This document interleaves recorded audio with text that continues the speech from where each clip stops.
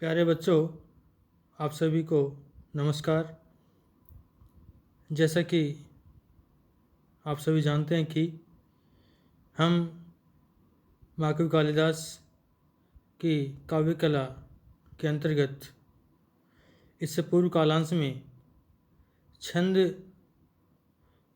पक्ष पर काव्य कला के अंतर्गत जो छंद एक पक्ष है उस पर प्रकाश डाल चुके हैं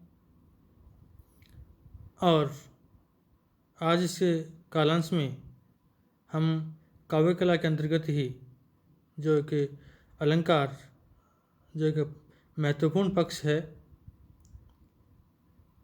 उस पर प्रकाश डालेंगे। तो काव्य के उत्कर्ष में छंद योजना का जितना महत्वपूर्ण स्थान है उतना ही काव्य के अंतर्गत काव्य के क्षेत्र में अलंकार योजना का भी महत्वपूर्ण स्थान है और बिना अलंकार के काव्य कोई भी जो वाक्य है वो आपका काव्य के अंतर्गत नहीं आता है या नहीं माना जाता है।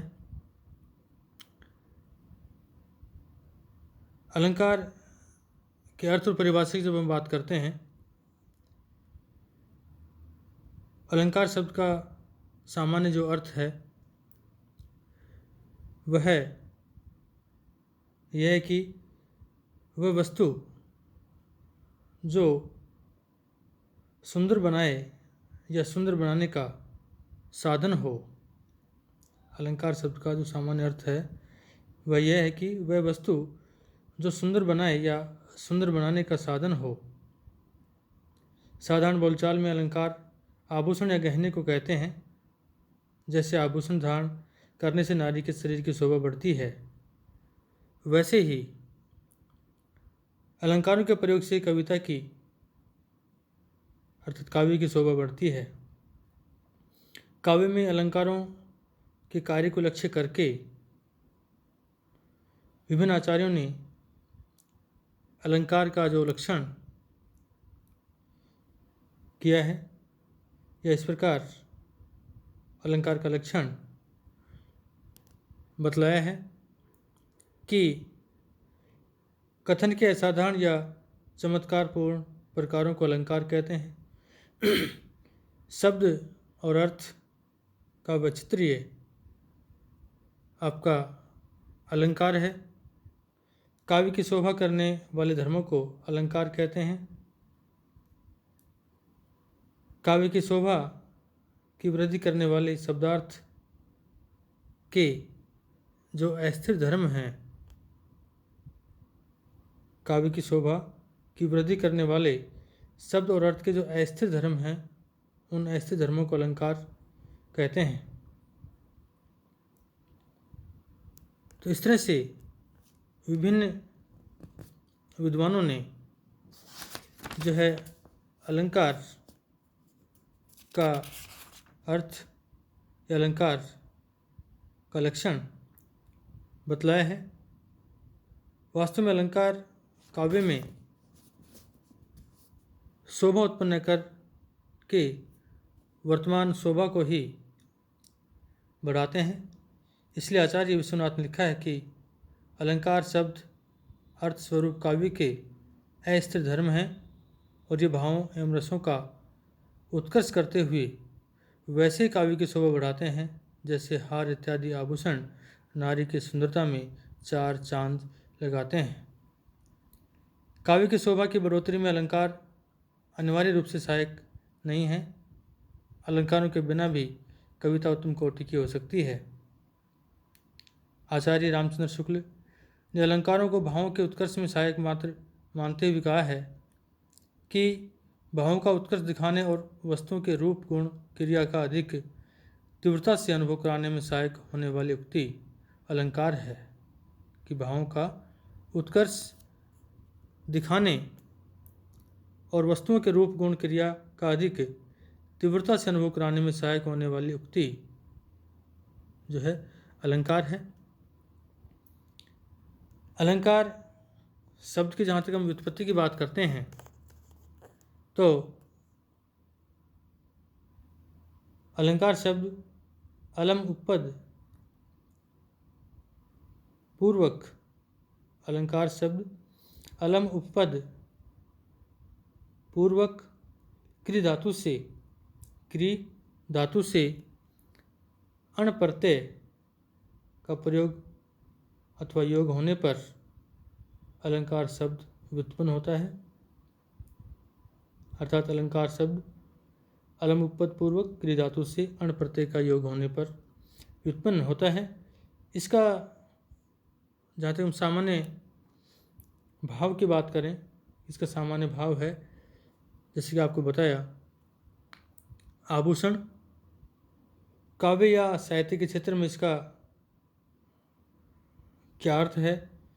काव्य अथवा साहित्य के क्षेत्र में हम इसके अर्थ की बात करते हैं तो अलंकरोति काव्यम इति, अलंकरोति काव्यम इति अर्थात जो काव्य या साहित्य को अलंकृत अथवा सुशोभित करता है, उसको सुंदर बनाता है, वह अलंकार कहा जाता है। अलंकार दो प्रकार का माना गया है अथवा अलंकार के दो प्रकार हैं, शब्दगत अलंकार और अर्थगत, अर्थात शब्दालंकार और अर्थालंकार। जो शब्द में रहकर काव्य को सुंदर बनाता है, जो शब्द में रहकर काव्य को सुंदर बनाता है वह शब्दगत अलंकार होता है, जैसे कि अनुप्रास, यमक, श्लेष आदि। और जो अर्थ में रहकर काव्य की शोभा बढ़ाता है, और जो अर्थ में रहकर काव्य की शोभा बढ़ाता है वह अर्थगत अर्थात अर्थालंकार होता है। जैसे आपका उपमा, रूपक, उत्प्रेक्षा और अन्य अलंकार अर्थालंकार के अंतर्गत आपके आते हैं। इन दोनों ही शब्द अलंकार और अर्थालंकार में प्रमुख अंतर यह है कि शब्द अलंकार में शब्द विशेष का परिवर्तन नहीं किया जा सकता, शब्द अलंकार में शब्द विशेष का परिवर्तन नहीं किया जा सकता। ऐसा करने पर अलंकार नष्ट हो जाता है, जबकि अर्थालंकार में शब्द का परिवर्तन किया जा सकता है और उससे अलंकार नष्ट नहीं होता है। केवल संस्कृत साहित्य और भारतीय भाषाओं में ही नहीं अपितु संपूर्ण विश्व वाङ्मय में महाकवि कालिदास के विषय में यह सूक्ति प्रसिद्ध है, उपमा कालिदासस्य, अर्थात उपमा कालिदासस्य। और कि कालिदास का उपमा अलंकार, भारवी का अर्थ गौरव, दंडी का पदलालित्य और महाकवि माघ का गुणत्रयीय संयोजन सर्वत्र प्रसिद्ध है। कि उपमा कालिदासस्य भारवेर अर्थगौरवम दंडीन पदलालित्यम मागे संति त्रयगुणा। इस तरह से ये इन चारों ही कवि मनीषियों के विषय में जहाँ तक हम अलंकार की बात करते हैं तो यह इन चारों कवि मनीषियों के विषय में संस्कृत साहित्य और भारतीय भाषाओं में इन्हें अपितु संपूर्ण विश्व वाङ्मय में इनके विषय में यह प्रसिद्ध है। उपमा कालिदास का अति प्रिय अलंकार है। महाकवि और अलंकार दोनों परस्पर भाव से संपृक्त व सम अलंकृत हैं। कालिदास ने उपमा को अलंकृत किया है और उपमा ने महाकवि कालिदास को सुशोभित व प्रसिद्ध किया है। कालिदास की उपमाओं में लिंग साम्य एवं भाव साम्य होता है, रमणीयता का सुंदर समन्वय विद्यमान है। कालिदास का उपमा अलंकार असाधारण रूप से मनोरम होता है। उनकी उपमाओं के विषय में काव्य शास्त्र के सिद्धांत होते हैं, दर्शन शास्त्र के सूत्र होते हैं व्याकरण के नियम होते हैं वे शाश्वत और इनकी उपमाओं के विषय में जैसा कि बताया कि काव्य शास्त्र के आपके सिद्धांत होते हैं, दर्शन शास्त्र के सूत्र होते हैं, व्याकरण के नियम होते हैं और वेद के शाश्वत मूल्य होते हैं। प्रकृति के विभिन्न रूप होते हैं, मूर्त और अमूर्त की परस्पर तुलना से कालिदास की उपमा योजना अद्वितीय बन पड़ी है। तो इस तरह से जो है माधव कालिदास संस्कृत साहित्य जगत में ही नहीं अपितु संपूर्ण विश्व वाङ्मय में उपमा अलंकार के लिए जाने जाते हैं, उपमा के लिए प्रसिद्ध हैं। अलंकार का काव्य में महत्वपूर्ण स्थान है। अलंकृत्य अनेनिति अलंकार है, अर्थात जिनके द्वारा किसी वस्तु की शोभा बढ़ाई जाए वह अलंकार है। अलंकार शब्दार्थ रूप कविता कामिनी के शरीर के अलंकार शब्दार्थ रूप कविता कामिनी के शरीर के सौंदर्य को बढ़ाने वाले हैं। वस्तुतः उक्ति वैचित्र्य ही अलंकार है जो काव्य शरीर की शोभा को बढ़ाता है। उक्ति वैचित्र्य से काव्य में चमत्कार आ जाता है जो उसके रसास्वादन में सहायक होता है।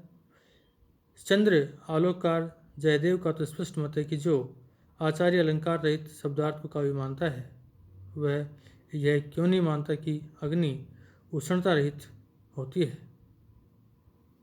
माधव कालिदास ने यद्यपि जैसा कि आपको बताया अपने रचनाओं में, अपने ग्रंथों में, चाहे वो महाकाव्यों, चाहे खंड काव्यों, चाहे आपके गीति काव्यों, चाहे आपके नाटक हों, उनमें शब्द अलंकार और अर्थ अलंकार दोनों का ही प्रयोग किया है, किंतु उनकी रचनाओं में, उनके ग्रंथों में अधिकता जो है अर्थ अलंकारों की ही है। इस तरह से हमने आज इस कालांश में अलंकार शब्द की उत्पत्ति और अलंकारों का काव्य के क्षेत्र में कितना महत्वपूर्ण स्थान है यह देखा। हम अगले कालांश में माधव कालिदास की रचनाएं हैं उनमें कहाँ कहाँ किस किस अलंकार या जो है यथा अवसर उन्होंने किन किन अलंकारों का प्रयोग किया है यह देखेंगे। और अलंकार का जो काव्य में महत्व है, काव्य में अलंकारों की उपयोगिता क्या है, क्या काव्य अलंकारों के बिना भी हो सकता है अथवा अलंकार काव्य के चमत्कार को, काव्य में चमत्कार किस तरह उत्पन्न करते हैं, इन सभी पहलुओं पर, इन सभी पक्षों पर, इन सभी बातों पर अगले कालांश में विचार करेंगे।